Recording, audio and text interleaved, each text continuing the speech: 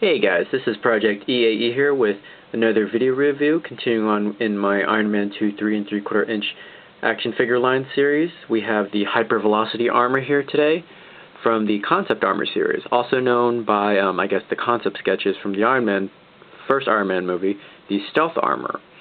So, I guess let's get underway, huh? Alright, so we have the same base as all the other Iron Man 2 3 3/4 inch line, which is standard gray base here, metal grill panel with 3 hollow schematic cards here. Very nice. This time detailing, of course, the hypervelocity armor itself. Very, pretty much standard. Nothing to say about it. Very decent. Alright. And, of course, to the figure. Let's get the accessory out of the way. Alright. Sculpt and design-wise, very nice. A lot of hard edges. Flat, sharp, hard lines, instead of a lot more, I guess, softer, curves and tones and stuff in the Mark III compared to the Mark III. Has a much more triangular, slightly triangular core piece on the, RT here. But one thing noted is it actually looks like it has some designs from previous armor designs, just like, the Iron Man animated film, the one that didn't do so great. While the movie, of course, didn't do so great, I really dug the red and gold armor that they displayed for, 7 minutes in the film. And the leg, for example, seems to actually show that more, where it's more flared out, and while there's a lot more designs that look very, very similar to it also, and some also in the gauntlets as well.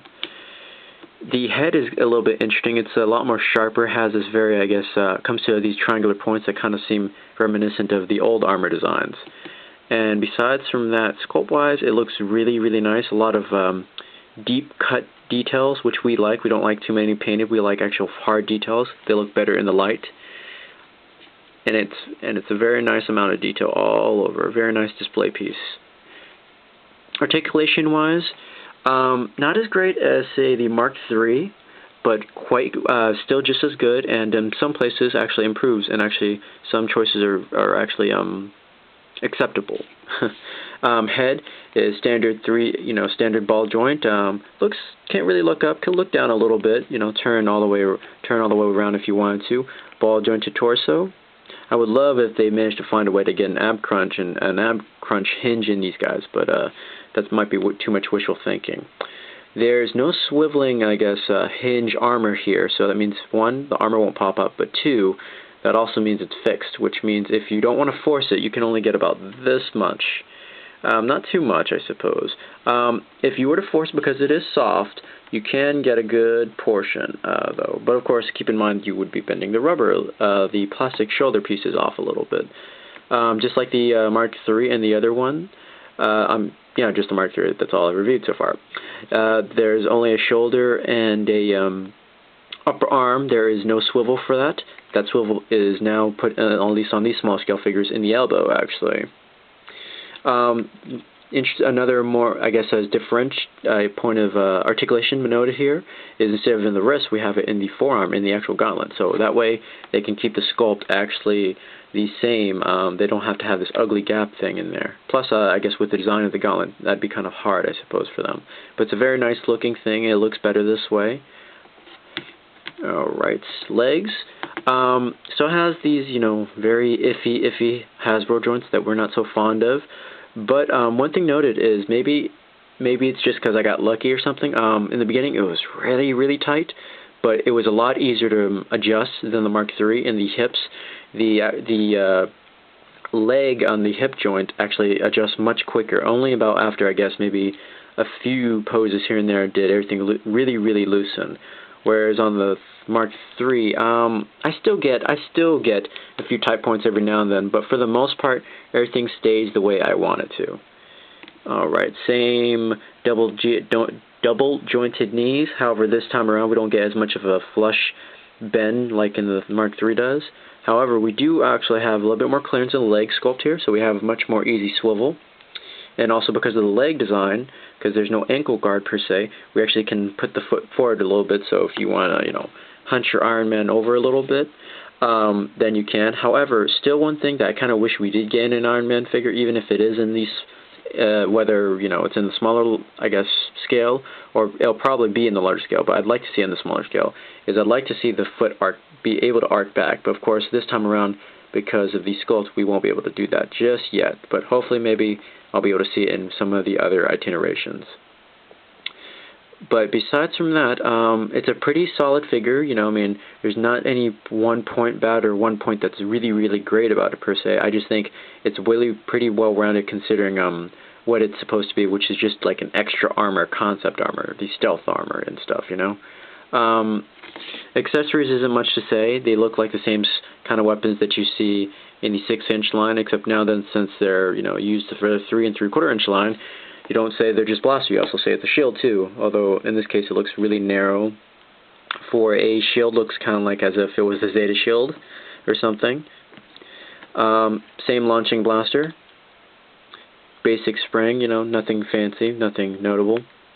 I personally would only use it, I guess, because I don't really have a place to toss this, and it looks somewhat nice, so can't throw it away just yet. But otherwise, the piece itself, the figure itself, is really what really works well. And if you really are intent on getting all the other figures and stuff, making your own, Hall of Armors, your armory and stuff, or maybe you just like the design, or maybe you're more in tune to maybe possibly some of the comic designs, which usually sport much more harder edges sometimes, then you'll probably really, really like this unit a lot. Quite a bit, actually. Besides from that, I would probably say that so far out of the two, if you're looking for, I guess, much more, very detailed machine-like sculpt, I'd go with this guy. If you want something that's just more poser-friendly per se, or should I say just has more points of articulation and much more range, I would totally say the Mark III, which has a lot more range due to there's a lot more moving parts and everything on it. However, this guy seems to have much more adjustable joints and stuff, but that also could be because of the fact that it has less range. But that's about it. Next up, we'll be reviewing the comic accurate War Machine armor from the comic series. Unfortunately, I didn't get any other pieces, but I hear from a lot of the comments and a lot of people that they're slowly being released in stores a lot more often, frequently now, so, yay. Hopefully I'll be able to get my hands on some soon, or maybe even really, really hope I can maybe get a hold of the Mark IV or the 5 or 6, which would be really, really awesome. And also, another thing to look for is everybody who's an Iron Man fan, or just a Marvel figure fan per se. At the last big, I think, toy exhibition, it was Toy Fair. It was this year's Toy Fair. Hasbro actually announced quite a bit of figures to come out, such as if you like the Hulkbuster from the 6-inch line from the old Toy Biz Marvel Legends, you might be, and you like how the Ironmongers turned out for this line, you might be very, very glad to know that they will be making a Hulkbuster. The Mark I, the one from the 90s, the one with the module armor, not the one from the World War Hulk. I don't really dig that design. But I mean, there's nothing wrong with it. I mean, to each his own.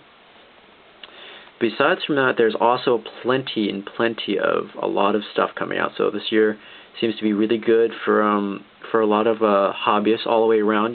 Good for some of the toy companies over here seem to be doing a lot better, and Bandai in general is also doing great for Gunpla. Like to throw my mention out there how I'm very excited I am. I would totally geek out all over like a mess to clean up if there was a Wing Zero custom that was modernized by Gunpla technology right now. But I will totally settle for that master grade Wing Gundam, totally. Besides from that, I guess that's about it, and I will see you guys at the next vid. All right, later.